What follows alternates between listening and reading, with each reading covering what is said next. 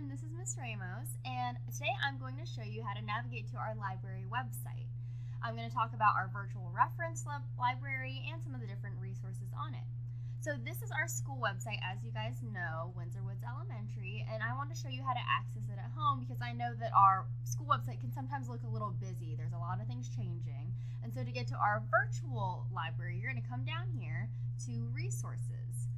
Now this is always changing with all of our new teachers, lots of our new programs that we do, but what you're going to eventually find is something called the VRRL site, which stands for our Virtual Ready Reference Library. Once you find it, you're going to click on it and you're going to be directed to what looks like this page. It says, Welcome to Windsor Woods. So first, here's our kind of little introduction. This little scrolling page lets you know, hey, these are some of the events going on, like our Battle of the Books. If you're interested or your student is interested in joining, you can find more information here. We have things like our featured books, any new books that we get in, or any of our different materials like our electronic resources as well. So to navigate through here, you're going to kind of use these tabs and you're going to click under resources. Again, you're going to find just a small introduction to show us, welcome, this is our Virtual Ready Reference Library. It's going to meet your reference needs, and if you have any questions, I'll show you where to contact me later. So if you scroll down here, you're going to see that our resources are divided into 4 different categories. You have some language arts type resources, math resources, science, and social studies. And I just want to touch on each one just really briefly about maybe some of my personal favorites and just some of the things you can do on it. So under language arts, you're going to find most of our dictionaries.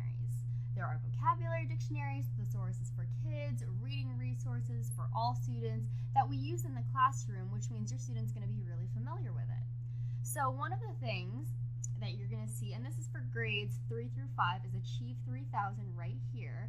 This was purchased by our city to help with our standard testing, and if you look, this is one that needs a login. So all of these login information, not all of them are the same, unfortunately. Some of these programs that are purchased for the school are either district purchased or school purchased, and so they're going to have a different login that matches with it. For this, you'll see right here, user login.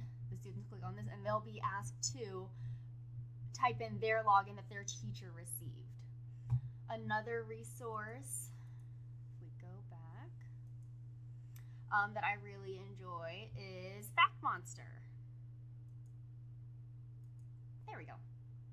And Fact Monster is really cool. It has a lot of just informational things, but it's put in a fun way. You know, it has lots of different categories like our world, United States, science, has videos, it even has hangman or quizzes that all have to do with our curriculum. Again, just as something to kind of reference if you ever need extra information or anything like that.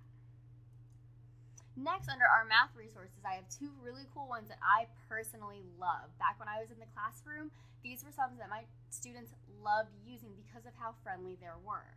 So the first one is called Study Jams. Now this one you're going to find is under both math and science right there. It's a Scholastic company and it focuses on just those 2 subjects, science and math. What's cool about it, oh, there goes the audio, is it talks about all of these different types of subjects. For this, even though it says you need a sign in or register, you do not need it. Instead, all you have to do is you have to type in that search bar anything. If you want to look up weather, type it in and it'll come up with a mini lesson, kind of a work through, and a small little mini test at the end just to see if you actually understand the material as well. Another thing that I really enjoy is Math is Fun. And here, what's great about this is it also has its subcategories. So no matter what grade you're in, you know, I know in 1st grade, they talk about money, but they also talk about it in 3rd, all the way through 5th grade. So you can go through things or subjects like money, they have activities, they have extra worksheets, and they have games as well. Down here under science, again, you'll see Study Jams again. And as we said with Achieve 3000, if you look, all of these have, or no, I'm sorry, not all of these, some of these have little stars next to them. And those stars just mean that's something that either your student needs a login from the school or from your teacher. So that's something that you would have to ask your classroom teacher for just to access from home. when they go to the sites at school, they do not need access to it. They're already logged in. But if that's something that you want your student to view at home, then make sure that you get that information from them. Again, from science, I love study jams. Another one that we need access to is Pebble Go. And this is one that kind of merges with social studies as well. What's great about it is it has all the different types of media that really engages students. If you look at this little snippet here, it has a read aloud for students. So I've even used it when I used to teach first grade.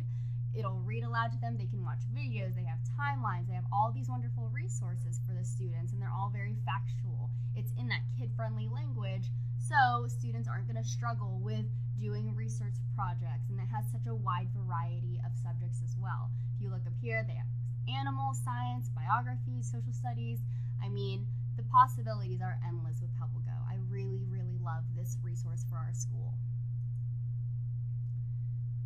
Under social studies, some of my favorites are here it is, Famous Americans. What's great about this is famous Americans or famous figures are studied throughout all of elementary school. What's great about this site is it has its correlation to pretty much the grade that the students are going to learn it. If you look right here, Abraham Lincoln, you're going to see the SOLs or the grades that they're going to study. So you'll touch on it on kindergarten, first, second, and third. If you keep scrolling through, you'll see that they talk about Pocahontas in kindergarten and third grade. If you look down at Patrick Henry, he's not studied until 5th grade. And while a lot of these figures are touched on throughout multiple grades, it's just nice to know as a parent, okay, well, my student is going to study about George Mason, but they're not going to really talk about it intensely until 6th grade. So that's a great resource as well. And lastly is the state facts. So state facts, I have it, when I link this through, I have it geared towards Virginia because we love our state. And what's great here is it has just lots of different fun facts about it. If you look, it's decorated with our state flower, our state bird, our flag, and has lots of different just facts about it. Things from where the state fair is, what's our state tree, facts about Chincoteague, and also wonderful photography with it, our famous people that came from Virginia, and also it has all the other states as well, right here on the left-hand side. So you're not just limited to Virginia, but you can also visit the other states and get their fun facts as well. And so I think that's pretty much it. This was kind of our little snippet of our virtual library. If you have any questions of navigating, you're not sure with our login information, or you just want any general help with it, the best way to contact is you can always stop into the library, stop in and say hello, look at our collection. You can email me, call the school, whatever you need, or you can also contact me through this website as well. If you go through here on this last tab, again, you're going to be prompted to put in your name and email just so I know how to contact you, and a comment or question that you might need. Our school telephone number is here as well, and they can give you my extension to go directly to me. And here is my email address up here. If you have any questions, comments, you want to volunteer in the library, you are more than welcome to. So thank you for visiting.